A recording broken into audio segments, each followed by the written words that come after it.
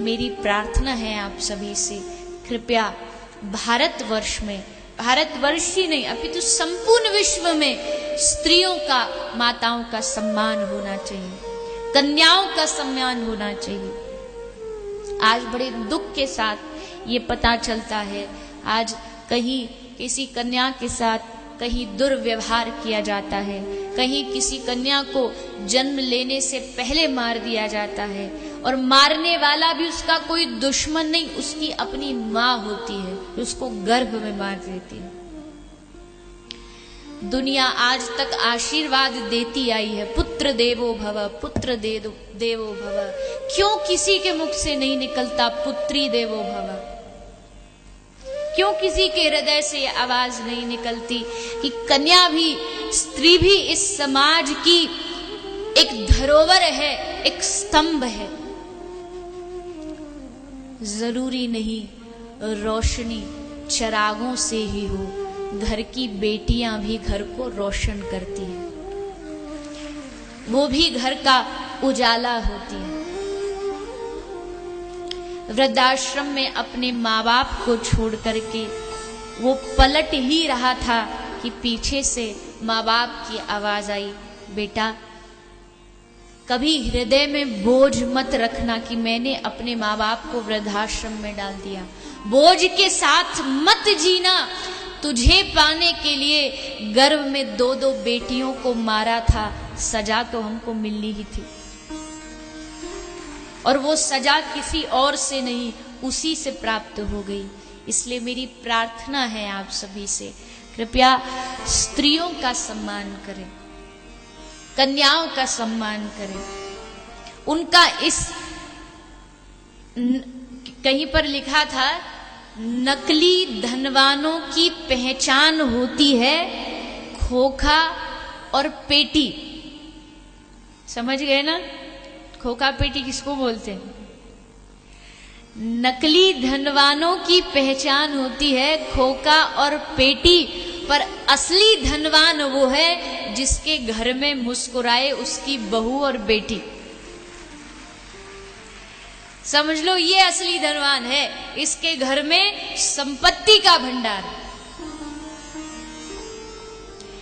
बहू को भी बेटी जैसा समझे। कहा आज कितनी कन्या दहेज के लिए जलाई जाती है। एक बूढ़ा बाप अपने दहेज में जली हुई बेटी का अंत में दाह संस्कार कर रहा था, तभी शव बोल उठा, बाबूजी मुझे मत जलाइए, जलन में बहुत दर्द होता है, 2-2 बार नहीं जल सकती। कितना अत्याचार किया जाता है। इसलिए मेरी प्रार्थना है आप सभी से, अगर बेटा वारिस है तो बेटी आपके घर का पारस है। अगर बेटा आपके घर का मान है तो बेटी आपका गुमान है। अगर बेटा आपका वंश है तो बेटी आपका अंश है।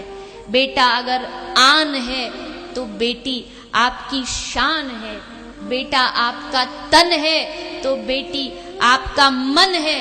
बेटा संस्कार है तो बेटी आपकी संस्कृति है। अगर बेटा दवा है तो बेटी आपकी दुआ है। अगर बेटा शब्द है तो बेटी अर्थ है, और अगर बेटा गीत है तो बेटी आपकी संगीत है। ये मत समझो, ये मत विचार करो कि बेटियों को कम आंका जाए या उन स्त्रियों को, उन कन्याओं को।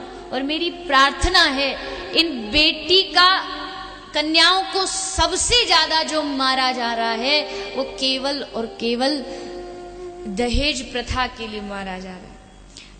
गर्भ में भी एक माँ क्यों मारती है बेटी को? क्योंकि उसको मालूम है जब ये बड़ी होगी, शादी होगी, और फिर जो शादी के लिए छोरा देखेंगे तो छोरा वाले का मुंह फिर फटेगा। इतना तो कैश चाहिए, इतने पैसा की तो गाड़ी चाहिए। बड़े बड़े धनवान तो कैसे ना कैसे कर देते हैं। और बड़े बड़े धनवान तो अपने शान के लिए बेटियों को करोड़ों दे देते हैं, लेकिन उसके चक्कर में अगर कोई मारा जाता है तो वो एक गरीब की बेटी है, जिसका सामर्थ्य नहीं है कि वो बाप अपनी बेटी को इतना दे सके।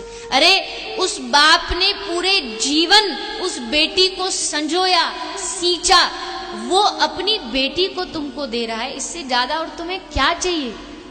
क्या चाहिए? क्या लक्ष्मी चाहिए? जब उसने पूरे घर का अपना जीवन, अपना हृदय आपको दे दिया, इससे ज्यादा आपको क्या चाहिए?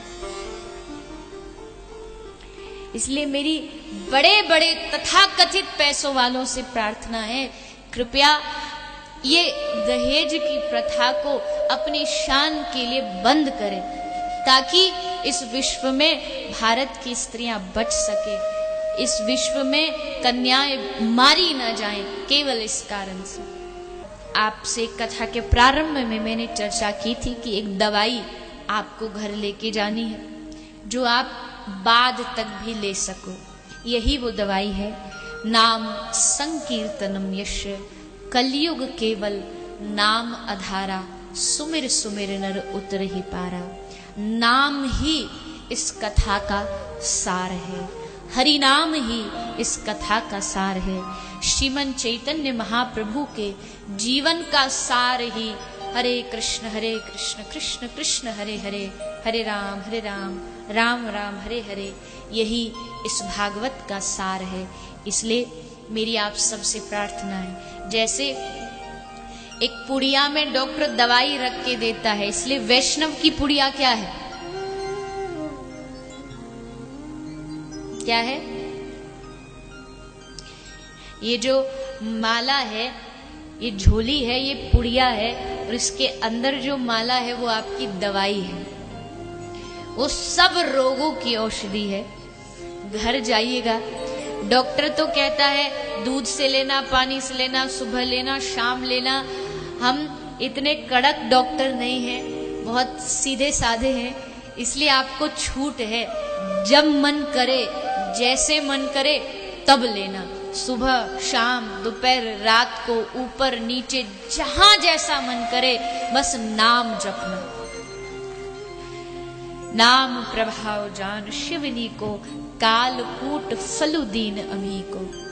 राम राम जपते बाबा वाल्मीकि ऋषि मरा मरा जाप करते, नाम का फल प्राप्त हो गया।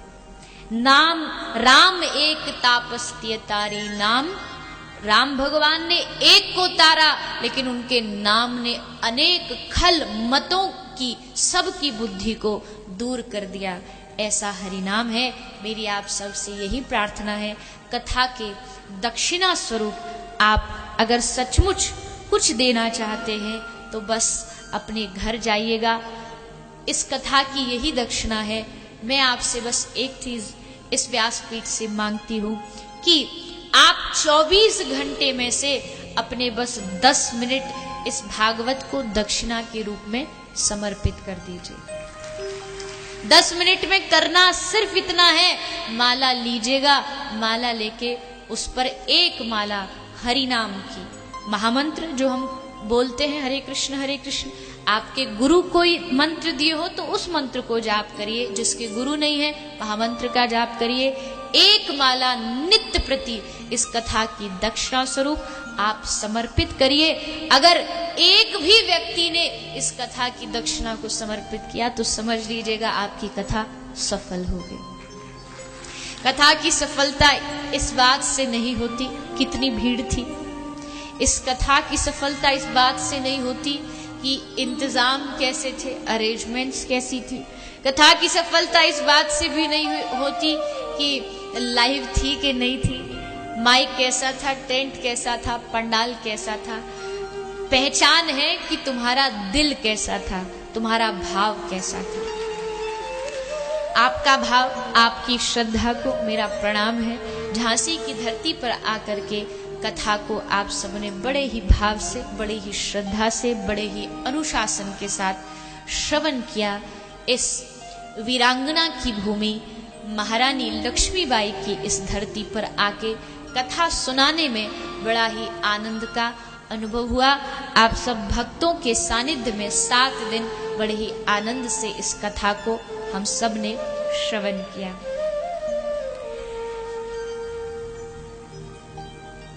आप जो दिया है उसको संभाल के रखें। मैं ये नहीं कहती पूरा समाज सुधरे, लेकिन एक व्यक्ति भी अगर इस कथा से बदल जाए तो कथा सफल हो जाती है।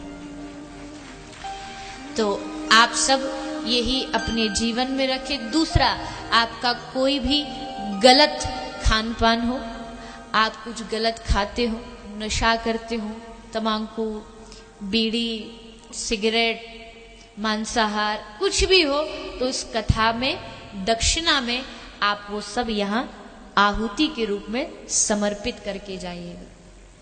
कुछ भी, यूपी वाले हैं तो यूपी वाले के तो मुंह में,